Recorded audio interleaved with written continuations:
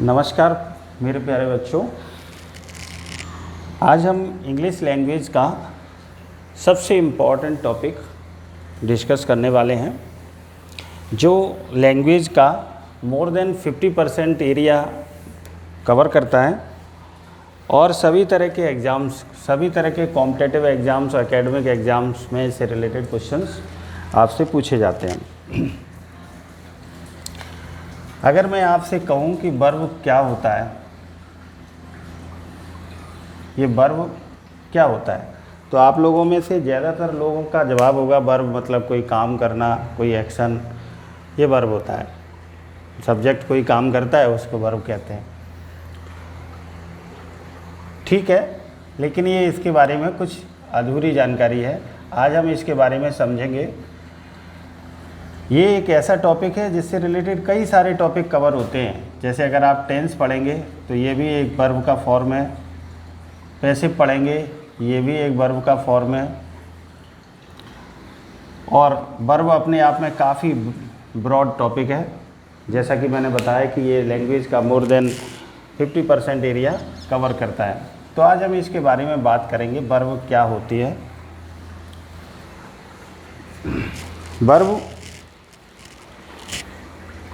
एक ऐसा शब्द है, वर्ब एक इंग्लिश का ऐसा शब्द है जो हमें सब्जेक्ट के बारे में बताता है। सब्जेक्ट के बारे में दो बातें बताता है। सब्जेक्ट की अवस्था यानी स्टेट के बारे में बताता है, सब्जेक्ट के द्वारा किए गए एक्शन के बारे में बताता है। यानी वर्ब हमें ये बताता है कि सब्जेक्ट की अवस्था क्या है या सब्जेक्ट ने क्या किया है। अब ये जो स्टेट होता है ये भी दो तरह का होता है, state of being, state of being और state of possession.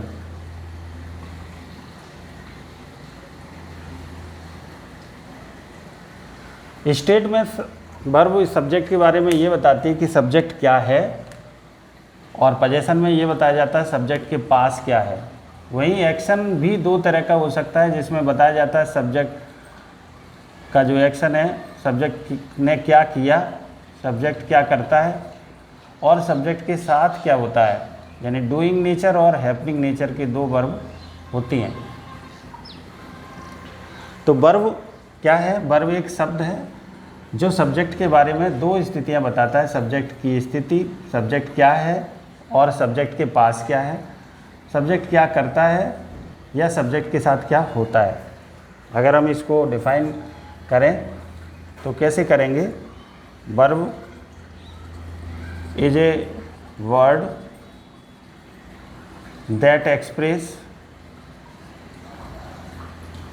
Express action और स्टेट ऑफ सब्जेक्ट। वर्ब क्या है? एक शब्द है जो क्या बताता है? एक्शन बताता है या स्टेट बताता है। किसका? सब्जेक्ट का। सब्जेक्ट का एक्शन और सब्जेक्ट के स्टेट के बारे में बात करता है। सब्जेक्ट क्या क्या है, सब्जेक्ट के पास क्या है, सब्जेक्ट क्या करता है, सब्जेक्ट के साथ क्या होता है। हम कुछ सेंटेंस लेते हैं जिसमें इस वर्ब को और अच्छे से समझेंगे। जैसे मान लो मैं लिख रहा हूँ, Mohan is a doctor. Mohan is a doctor. अब मैं अगर आपसे कॉमनली ये पूछूं ये इज क्या है, तो आपका जवाब होगा वर्ब है। और अगर मैं ये पूछूं ये मेन वर्ब है या हेल्पिंग वर्ब, तो आप लोगों में से ज़्यादातर लोगों का आंसर होगा ये हेल्पिंग वर्ब है, लेकिन एक्चुअली ये मेन वर्ब है।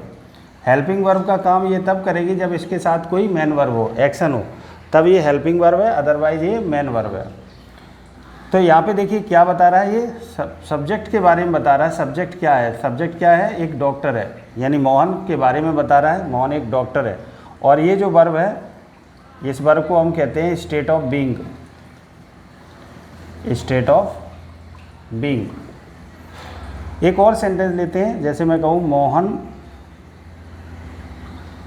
Has a car. Mohan has a car.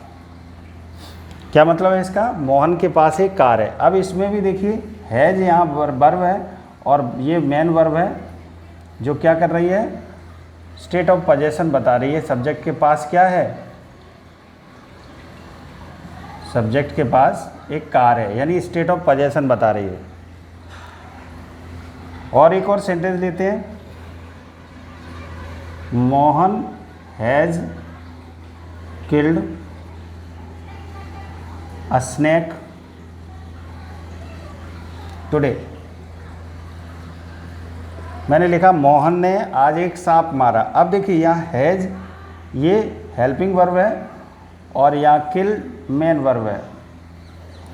और ये क्या बता रही है? मोहन ने कुछ किया है। मोहन ने क्या किया है? मारा है। किसको मारा है? एक सांप को मारा है। तो ये कौन सी वर्ब हो गई? ये एक्शन है। एक्शन कौन सा है? Action of doing nature. Action of doing nature. इसमें सब्जेक्ट ने एक्शन किया है। और अगर मैं ऐसे लिखूं, मोहन डाइड यस्टरडे। अब देखिए ध्यान से, यार डाइड मेन वर्ब है जो ये बता रही है कि मोहन ने किया कुछ नहीं है, मोहन के साथ एक्चुअली हुआ है। तो ये एक्शन है और किस नेचर का है? हैपनिंग नेचर का।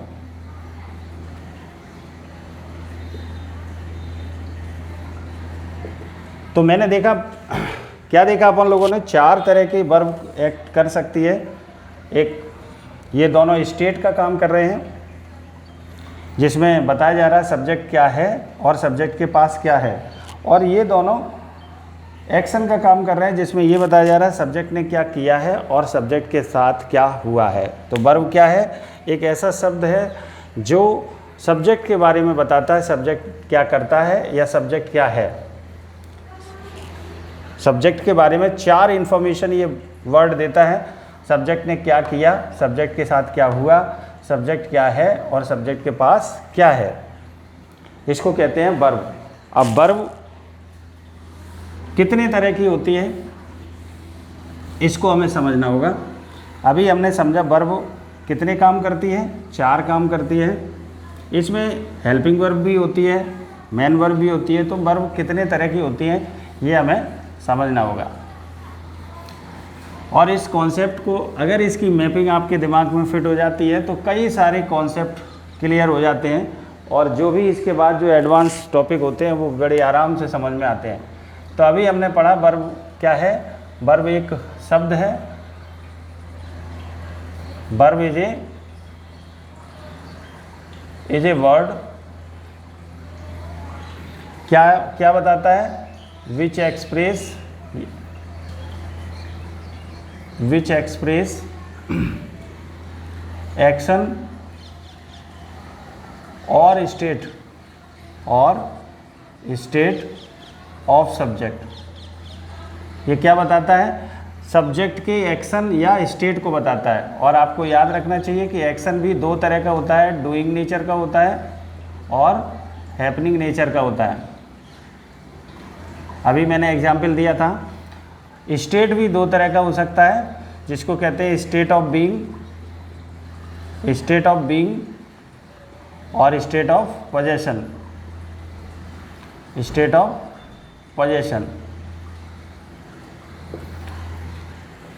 तो अब मैं बात करूं कि वर्ब क्या है। ये समझ गए हम। वर्ब कितने तरह का हो सकता है इसके बारे में बात करते हैं। वर्ब मेनली 3 तरह का होता है जिसको हम कहते हैं फाइनाइट वर्ब,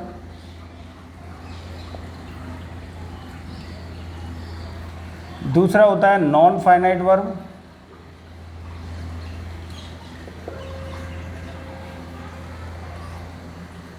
और तीसरा होता है हेल्पिंग वर्ब। इसको ऑक्सिलरी वर्ब भी कहते हैं। अब ये जो फाइनाइट वर्ब होता है इसी को हम मेन वर्ब भी कहते हैं। ये जो फाइनाइट वर्ब है इसको हम main verb, principal verb, copular verb, कई सारे नाम से जानते हैं। ये जो मेन वर्ब होती है सेंटेंस में 3 तरह की होती है जिसको हम कहते हैं ट्रांजिटिव, ट्रांजिटिव वर्ब, दूसरी होती है इंट्रांजिटिव वर्ब,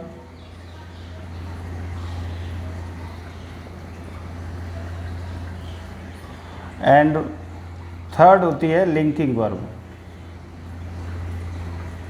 लिंकिंग वर्ब, तीन तरह की ये मेन वर्ब होती है जिसको हम फाइनाइट वर्ब के नाम से भी जाते हैं। ये दोनों एक ही मतलब है, इसको हम फाइनाइट वर्ब कहें, मेन वर्ब कहें, प्रिंसिपल वर्ब कहें, है ना। प्रिंसिपल वर्ब भी कहते हैं, कॉपुलर वर्ब भी कहते हैं, कई नाम से जाना जाता है इसको। अब इन्हें बारी बारी से हमें समझना पड़ेगा, ट्रांजिटिव, इंट्रांजिटिव और लिंकिंग क्या क्या होती है। थोड़ा थोड़ा इनके बारे में इंफॉर्मेशन देते हैं, फिर इनको सेपरेट वीडियो में हम इनको डिस्कस करेंगे। ट्रांजिटिव का मतलब क्या होता है? ट्रांस का मतलब होता है एक्रॉस। ट्रांस का मतलब होता है एक्रॉस। एक सेंटेंस लेते हैं हम, जैसे मैंने लिखा, राम रीड्स ए बुक। अब देखिए यहाँ पर ये सब्जेक्ट है, ये वर्ब है और ये ऑब्जेक्ट है। तो यहाँ पे देखिए एक्शन जो हो रहा है, रीड्स का एक्शन किया है राम ने। राम पढ़ता है, क्या पढ़ता है? एक किताब पढ़ता है। यानी राम का जो एक्शन है एक्रॉस हुआ है, या मतलब ये वर्ब को करने वाला और वर्ब का प्रभाव किस पे पड़ा है? इस ऑब्जेक्ट पे पड़ा है। यानी जब किसी वर्ब का इफ़ेक्ट दूसरे पे पड़ता है जाके, राम ने जो किया है उसका इफ़ेक्ट किस पे पड़ा है? बुक पे पड़ा है। तो जो एक्शन का इफ़ेक्ट कहीं दूसरी तरफ जाता है उसको हम कहते हैं ट्रांजिटिव वर्ब। जैसे हम कहें शी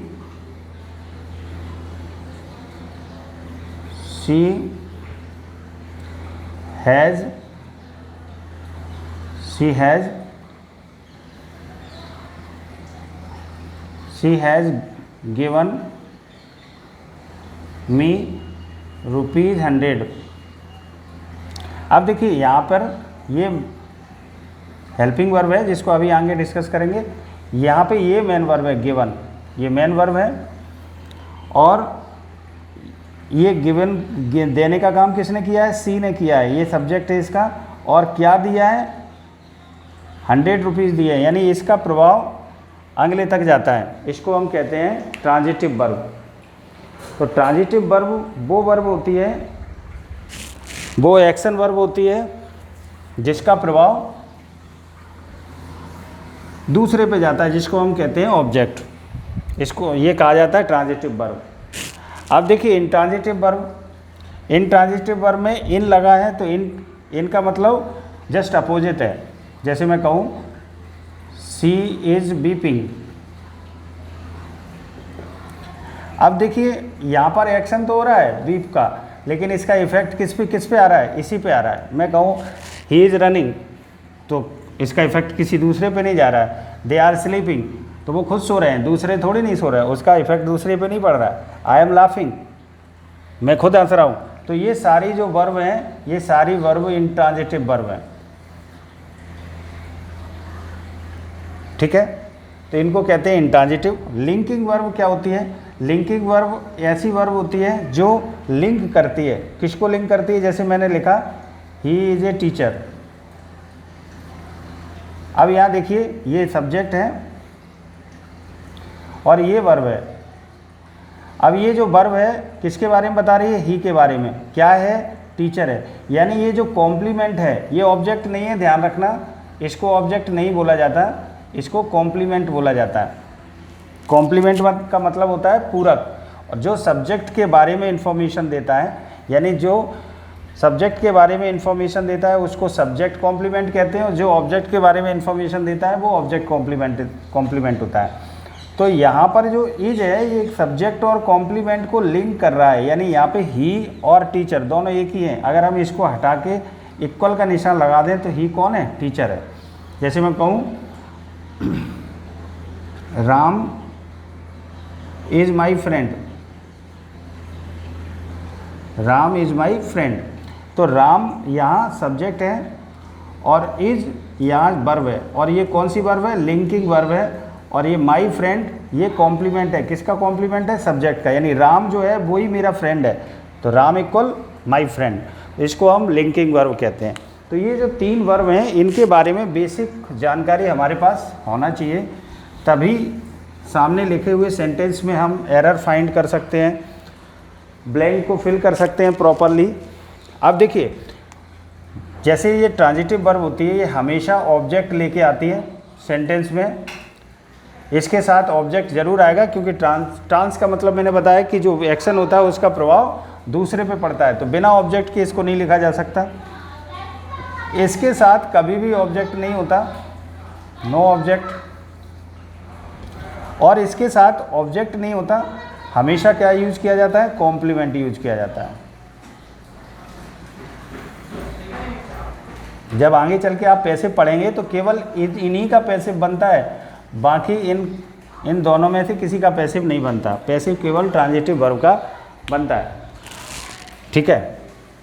और थोड़ा सा अगर हम इसको और ज़्यादा मीन्स इनलार्ज करने की कोशिश करें तो ऑब्जेक्ट किसी सेंटेंस का नाउन या प्रोनाउन हो सकता है, नाउन या प्रोनाउन हो सकता है, या फिर नाउन फ्रेज हो सकता है। मैंने लास्ट वीडियो में आपको बताया कि ग्रुप ऑफ वर्ड जिसमें फाइनाइट वर्ब नहीं होता उसको फ्रेज कहते हैं, और अगर वो नाउन की तरह एक्ट कर रहा है तो नाउन फ्रेज होता है, और एडजेक्टिव की तरह एक्ट कर रहा है तो एडजेक्टिव फ्रेज होता है, और एडवर्ब की तरह रिएक्ट कर रहा है तो एडवर्ब फ्रेज होता है।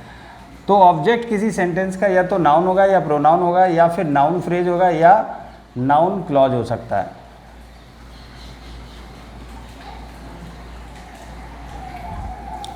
इसी तरह कॉम्प्लीमेंट किसी सेंटेंस का या तो नाउन हो सकता है, नाउन हो सकता है, प्रोनाउन हो सकता है, या फिर एडजेक्टिव हो सकता है। एडजेक्टिव होगा या फिर नाउन होगा। तो ये फाइनाइट वर्ब थी जो 3 तरह की होती हैं, जिसमें पहली वर्ब होती है ट्रांजिटिव, दूसरी होती है इंट्रांजिटिव, और थर्ड होती है लिंकिंग वर्ब, और इनके बारे में हमने थोड़ा सा समझा। अब आगे बढ़ते हैं इस टॉपिक के बारे में समझने के लिए। तो इसको हमने समझ लिया, फाइनाइट वर्ब क्या होती है, इसको अपन ने समझ लिया। अब समझिए नॉन फाइनाइट वर्ब क्या होता है। नॉन फाइनाइट वर्ब, नाम तो इसका, अब जैसे कि आपने देखा इसका नाम है फाइनाइट, इसका है नॉन फाइनाइट, यानी इसका ये जस्ट अपोजिट है। तो ये मेन वर्ब का कभी काम नहीं करती, ये मेन वर्ब का काम सेंटेंस में कभी नहीं करती, ठीक है, पहली बात ध्यान रखेंगे। दूसरी बात, अब जब ये मेन वर्ब का काम नहीं करेगी तो फिर किसका काम करेगी? फिर ये नाउन का काम कर सकती है, एडजेक्टिव का काम कर सकती है, या फिर एडवर्ब का काम कर सकती है। इनके 3 फंक्शन होते हैं, ये या तो नाउन की तरह काम करेगा, या एडजेक्टिव की तरह काम करेगा, या फिर एडवर्ब की तरह काम करेगा। और ये 3 तरह के होते हैं, जिसको हम कहते हैं इन्फिनेटिव,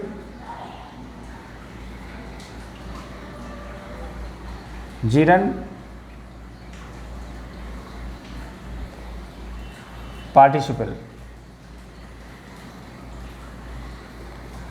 अब ध्यान से समझना है, ये जो इन्फिनेटिव होता है ये सेंटेंस में तीनों की तरह एक्ट कर सकता है, नाउन की तरह भी, एडजेक्टिव की तरह भी, और एडवर्ब की तरह भी। एडवर्ब, एडजेक्टिव और नाउन तीनों फंक्शन होते हैं इसमें। जिरंड हमेशा केवल नाउन की तरह काम करता है। पार्टिसिपल जो होता है वो एडजेक्टिव की तरह सेंटेंस में काम करता है। और ये 3 तरह का होता है, प्रेजेंट पार्टिसिपल, पास्ट पार्टिसिपल और परफेक्ट पार्टिसिपल। इनके बारे में थोड़ा सा समझते हैं, इन्फिनेटिव जिरंड के बारे में। इन्फिनेटिव जो होता है 2 + V1 को इन्फिनेटिव कहते हैं, वहीं जिरंड V1 + ing को जिरंड कहते हैं। और पार्टिसिपल जो होता है V3 को पार्टिसिपल कहते हैं। जैसे मैं लिखूं, I want to talk to you, I want to talk to you. जैसे मैं कहूँ ही लव्स प्लेइंग क्रिकेट, जैसे मैं कहूँ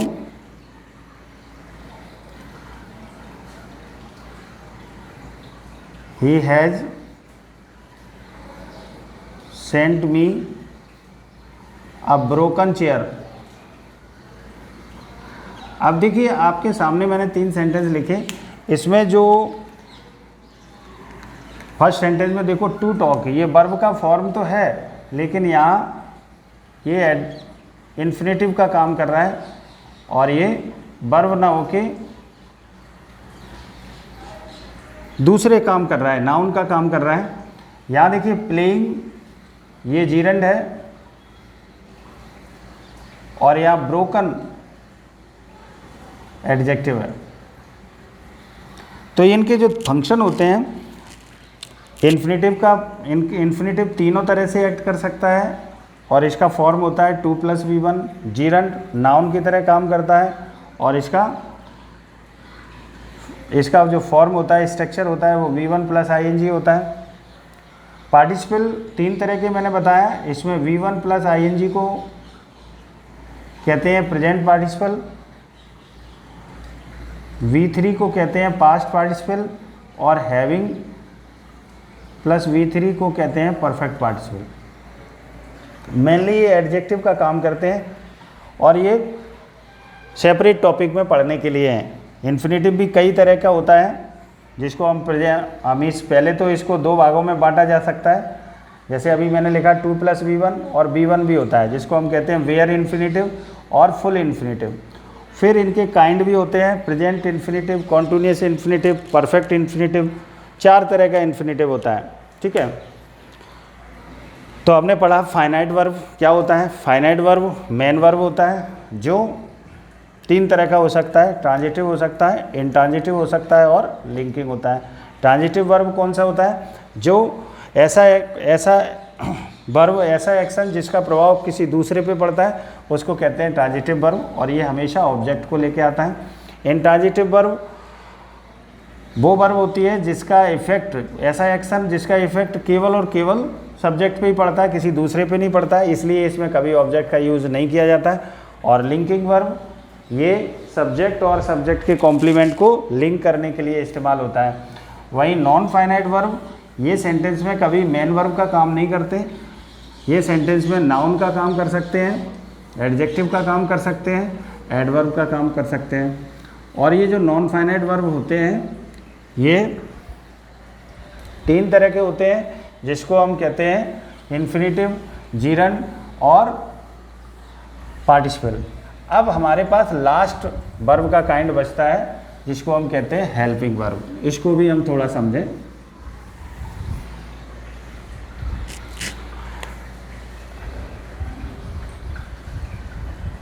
हेल्पिंग वर्ब जो होता है ये मेन वर्ब को हेल्प करने के लिए यूज होता है। जो एक्शन वर्ब होता है उसको हेल्प करने के लिए यूज होता है और ये हेल्प मेन वर्ब के टाइमिंग को शो करता है।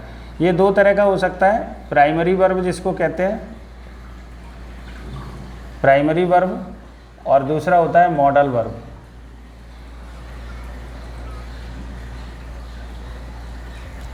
प्राइमरी वर्ब जो होती हैं ये मेनली 3 होती हैं जिसको हम कहते हैं बी, डू और हैव। ये 3 वर्ब को प्राइमरी वर्ब कहते हैं। इनके बारे में हम समझ लें। अब जैसा कि हम जानते हैं कि जो वर्ब होती है उसके कितने फॉर्म होते हैं जिसको हम फॉर्म ऑफ वर्ब कहते हैं, उसके 5 फॉर्म होते हैं जिसको हम V2, V3, V4 और V5 से लिख सकते हैं। जैसे हमने कोई वर्ब लिया गो, तो ये V1 यानी first form of the verb है। जैसे हमने इसका सेकेंड फॉर्म की बात करें तो क्या होता है वेंट, थर्ड फॉर्म की बात करें तो क्या होता है गॉन, फोर्थ फॉर्म की बात करें तो ये क्या होता है गोइंग, और फिफ्थ फॉर्म जब हम वर्ब में एस लगा के इसको सिंगुलर बनाते हैं तो हम उसको कहते हैं फिफ्थ फॉर्म। तो हर वर्ब के 5 फॉर्म होते हैं। तो ये जो प्राइमरी वर्ब है अपने आप में इनके भी कई फॉर्म होते हैं। ये हेल्पिंग वर्ब का भी काम करते हैं, मेन वर्ब का भी। जैसे मैं लिखूं, जैसे मैं V1, जैसे बी की बात करें तो ये be first form of the verb है। अगर हम इसके V2 की बात करें तो इसका V2 होता है वॉज या वर। V3 इसका होता है बीन, और V4 होता है इसका बीइंग, और इसका V5 होता है एज RM। ये इसके 5 फॉर्म हैं।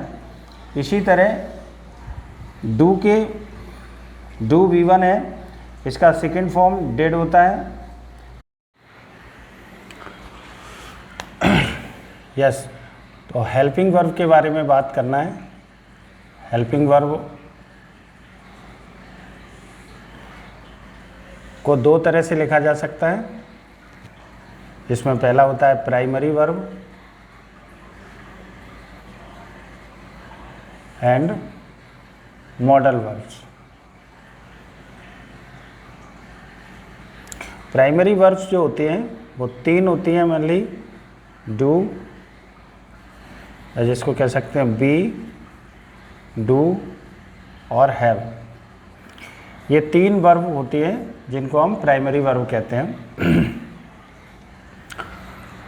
अब प्रत्येक वर्ब होती है उनके 5 फॉर्म होते हैं जिनको हम सिंबल देते हैं V1, V2, V3, V4 and V5।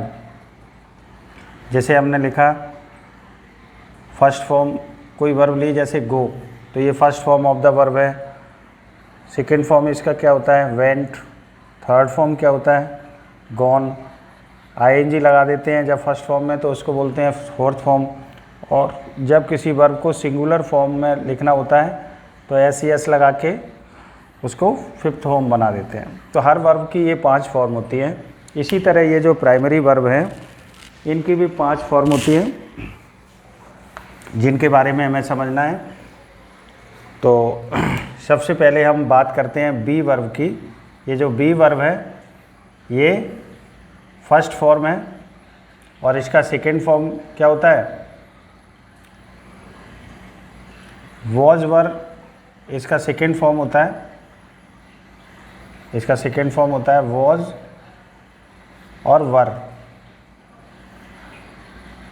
इसका थर्ड फॉर्म होता है बीन और इसका फोर्थ फॉर्म होता है बीइंग, इज, आर, एम। इसी तरह से डू वर्ब जो होती है इसका सेकेंड फॉर्म डिड होता है, थर्ड फॉर्म डन होता है और फोर्थ फॉर्म डूइंग होता है और फिफ्थ फॉर्म डज होता है। इसके अलावा जो अगली वर्ब है हैव, ये फर्स्ट फॉर्म है, सेकेंड फॉर्म इसका हैड होता है, थर्ड फॉर्म भी हैड होता है, फोर्थ फॉर्म हैविंग होता है और फिफ्थ फॉर्म हैज होता है।